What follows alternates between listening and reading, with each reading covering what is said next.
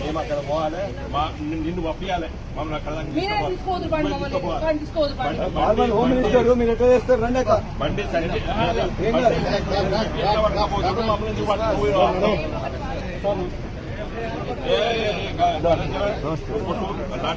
Lathi charge గారు చూసుకోండి.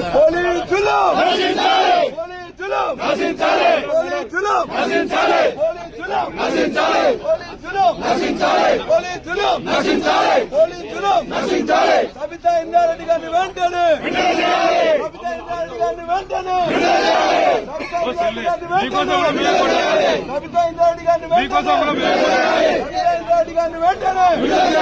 బోయినపల్లి వినోద్ కుమార్ గారిని వెంటనే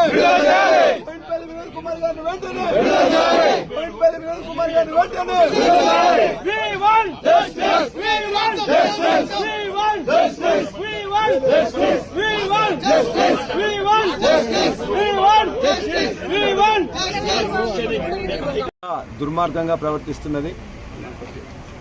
ఇవాళ ఆ కుటుంబాన్ని ఓదార్స్తామని చెప్పేసి మొత్తం వరంగల్ జిల్లా నాయకత్వం, అదేవిధంగా హైదరాబాద్లో ఉన్న మా పార్టీ ముఖ్య నాయకులు సబితా ఇంద్రారెడ్డి గారు, అదేవిధంగా శ్రీనివాస్ గౌడ్ ఫార్మర్ మినిస్టర్ గారు, బోయినపల్లి వినోద్ కుమార్ గారు ఫార్మర్ ఎంపీ, అదేవిధంగా మసూదనాచారి గారు మా ఎల్ఓపి, అదేవిధంగా మా అక్క మాలోత్ కవితా నాయక్ గారు ఫార్మర్ ఎంపీ, అందరూ కూడా అక్కడికి పోతుంటే దుర్మార్గంగా అరెస్ట్ చేసి ఇక్కడ పెట్టారు.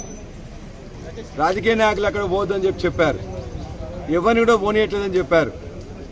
పెద్ది సుదర్శన్ రెడ్డిని అరెస్ట్ చేసి తొర్రూరు తీసుకుపోయి మాజీ ఎమ్మెల్యే ఏదైతే శంకర్ గౌడ్ చనిపోయిన గ్రామానికి ఎమ్మెల్యేగా ఇంతకుముందున్న పెద్ది సుదర్శన్ రెడ్డి గారిని అరెస్ట్ చేసి ఇవాళ ఖమ్మం తీసుకుని పోయారు. అదేవిధంగా పెద్ది స్వప్న గారు వారి భార్య ఉంటే వారిని కూడా అరెస్ట్ చేశారు. మా రాకేష్ రెడ్డి యువజన నాయకులు ఉంటే వారిని అరెస్ట్ చేశారు. మొత్తం మా వరంగల్ జిల్లా బీఆర్ఎస్ పార్టీ ఎక్స్ ఎమ్మెల్యేలు, ఎక్స్ ఎమ్మెల్సీలు, దయాకర్ రావు గారు అందరిని కూడా మొత్తం కూడా అరెస్ట్ చేసి ఇక్కడి నుంచి వస్తున్న రాష్ట్ర నాయకత్వం వస్తుంటే రాష్ట్ర నాయకత్వాన్ని, జిల్లా నాయకత్వాన్ని, అదేవిధంగా కాన్స్టిట్యున్సీ నాయకత్వాన్ని మొత్తాన్ని అరెస్ట్ చేశారు. ఏం చేస్తాం మేము అక్కడ పోయి?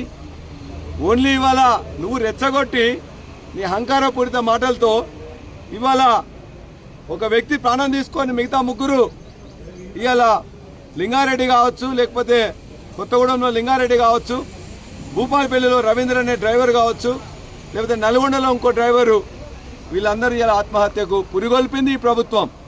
రేవంత్ రెడ్డి గారి మాటలు, పొన్నం ప్రభాకర్ గారి మాటలు.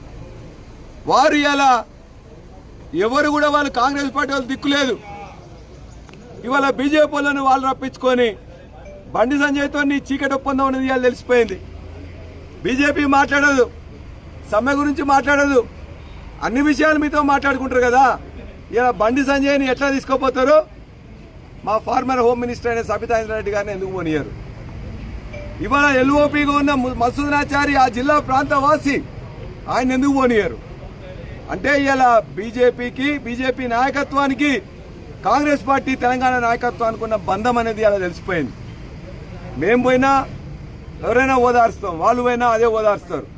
వాళ్ళని బోనిచ్చి మమ్మల్ని అందరినీ కూడా ఎక్కడెక్కడ మా నాయకుల్ని, కార్యకర్తల్ని, ఫార్మర్ మినిస్టర్లని, ఎమ్మెల్యేలను, ఎమ్మెల్సీలను, ఎంపీలను అరెస్ట్ చేసే అగత్యం నీకు ఎందుకు వచ్చిందని అడుగుతున్నాం.